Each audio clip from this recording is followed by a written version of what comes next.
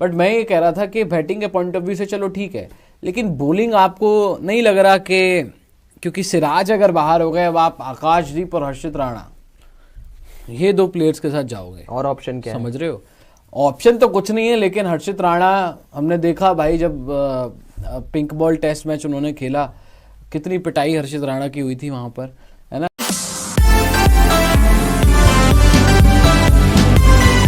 But मैं ये कह रहा था कि बैटिंग के पॉइंट ऑफ व्यू से चलो ठीक है, लेकिन बॉलिंग आपको नहीं लग रहा कि क्योंकि सिराज अगर बाहर हो गए अब आप आकाशदीप और हर्षित राणा ये दो प्लेयर्स के साथ जाओगे और ऑप्शन क्या समझ रहे हो? ऑप्शन तो कुछ नहीं है, लेकिन हर्षित राणा हमने देखा भाई जब पिंक बॉल टेस्ट मैच उन्होंने खेला, कितनी पिटाई हर्षित राणा की हुई थी वहां पर, है ना। रेड बॉल से पढ़ते में उन्होंने बहुत अच्छा किया, क्या पता मेलबर्न में भी अच्छा कर दें, वो कोई उसमें शक नहीं है उनके ऊपर। लेकिन सिराज क्योंकि एक एक्सपीरियंस कैंपेनर है, बुमराह के पास second highest wicket taker Siraj ही है इंडिया के लिए, है ना। और उन्होंने ऐसी बात नहीं है विकेट्स निकाले, क्योंकि निगल था तो उस तरीके से शायद बॉलिंग नहीं, और हमने देखा भी है खुद ही सिराज ने बॉलिंग अच्छी की है, नो डाउट। वो अनफॉर्चुनेट भी रहे हैं, लेकिन उन्होंने बहुत अच्छी बॉलिंग की है। हालांकि आकाशदीप ने भी उस टेस्ट मैच में बहुत अच्छी बॉलिंग की थी, लकी रहते इतनी विकेट्स नहीं मिली थी उनको। बट मैं यही पूछ रहा हूँ आपसे भाई कि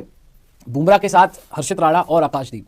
और जबकि बुमराह के साथ दूसरे एंड से सिराज, ये पेयर फिर भी मैं कहूंगा कि ऑन पेपर थोड़ा वेटेज है। कायदे से तो कोई नहीं चाहता कि मोहम्मद सिराज को इस वजह से बाहर होना पड़े, इंजरी की वजह से, निगल की वजह से, कोई स्ट्रेन की वजह से, क्योंकि हमने देखा है पिछले गेम में, उसके बिना पर हमें ऐसा लग रहा है कि अगर मोहम्मद सिराज इन केस पूरी तरीके से 100% फिट नहीं हुए तो क्या आप 80% फिट मोहम्मद सिराज को खिलाओगे? बिकॉज एज अ पेसर काफी ओवर्स डालने पड़ते हैं, फिटनेस का आपको एक और टेस्ट मैच भी खेलना है इसके बाद, ऐसा नहीं कि आखिरी टेस्ट मैच है सीरीज का, इसके बाद आपको कोई मुकाबला नहीं खेलना है, तो इस वजह से प्रिकॉशनरी मेजर के तौर पर अगर सिराज फिट नहीं है तो, वरना तो मोहम्मद सिराज अगर फिट हो चुके हैं, मोहम्मद सिराज का वो निगल वो ठीक हो चुका है। देखो बैटर फिर भी मैं कहूंगा 80% फिट है, 85% फिटनेस है, बैटर खेल जाता है। पेसर खासकर फास्ट बॉलर 100% अगर अपनी फिटनेस पर नहीं है तो वो 90% या 80% फिट होकर अपना बेस्ट नहीं दे पाएगा। फिर तो आप उसके जगह पे एक 80% मतलब 100% फिट बॉलर को खिलाओ, चाहे वो एक्सपीरियंस ना हो, वो अलग मैटर है। हमने इन एक्सपीरियंस नामों के साथ गाबा जीता था और वहां पे सारे इंजरी रोड प्लेयर बाहर हो गए थे। तो ठीक है, हर्षित राणा अगर आते हैं तो ये थोड़ा सा भरोसा कम हो जाएगा, बिकॉज आपकी बॉलिंग बड़ी हल्की हो जाएगी, फास्ट बॉलिंग। मैं भी पर्सनली नहीं चाहता कि मोहम्मद सिराज बाहर हो, आप भी शायद नहीं चाहेंगे कि मोहम्मद सिराज को बाहर इसी वजह से बाहर हो जाए, बिकॉज उधर पैट कमिंस, जॉश हेजलवुड की जगह स्कॉट बोलैंड, अब तो वो है ही नहीं हेजलवुड, मिचेल स्टार्क, और इधर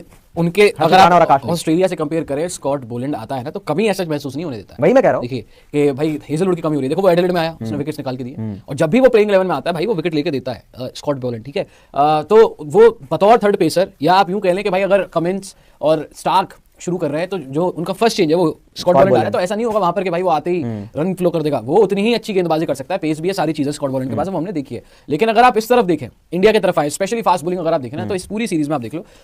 शुरू के 2 टेस्ट मैचेस में तो सिराज ने बहुत अच्छा किया था, बहुत अच्छा किया, वो पर्थ में विकेट मिले, सेकंड टेस्ट मैच में थोड़े से अनलकी रहे, हालांकि ट्रेविस हेड को आउट किया था वहां पर भी, फुल जो कंट्रोवर्सी आपकी पूरी हुई थी। तीसरे टेस्ट मैच में सेकंड इनिंग्स में उनको जो है वो विकेट्स मिल गए, 2-3 मेरे ख्याल से उनको विकेट मिल गए, लेकिन उन्होंने अच्छी बॉलिंग की है सिराज ने, थोड़े से अनलकी वो भी रहे, और क्योंकि खुद बुमराह ने बोला था इस कैरिंग निगल, तो शायद उसका भी इंपैक्ट पड़ा उनकी बॉलिंग पे, और वो अच्छी बॉलिंग नहीं डाल पाया और उस तरीके से बॉलिंग नहीं कर पाए। लेकिन अगर आप उनसे कंपेयर कर रहे हैं कि उनका बोलैंड है थर्ड बॉलर, वैसे तो देखो कोई कंपेरिजन नहीं है, बुमराह अकेले ही पूरा वर्कलोड मैनेज किया जा रहा है, मतलब पूरा भार उठा रहे हैं, with the ball, with the bat भी नीचे से आके कर गए थे पिछले गेम में, फॉलो ऑन बचाने का जो काम हुआ था। अच्छा, उसके अलावा अगर आप देखो पांडे जी,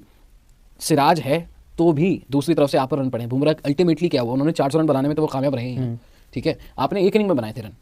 पर्थ की सेकंड इनिंग्स में, उसके अलावा आप 4 बार 200 से नीचे आउट हो चुके हो इस सीरीज में, ठीक है। और बुमराह के साथ भी हमने 400 रन खाए, जब सिराज भी है दूसरी तरफ या आकाशदीप भी है दूसरी तरफ, हमने तब भी 400 रन खाए, दो बैटर्स ने उधर से 100 मारा है, ठीक है। तो यही बात मैं बोल रहा हूँ कि अगर एक तरफ बुमराह है, कब तक वो करेंगे, और प्लस चौथा टेस्ट मैच है on the trot Jasprit Bumrah का। हमने तीसरे टेस्ट मैच में देख लिया था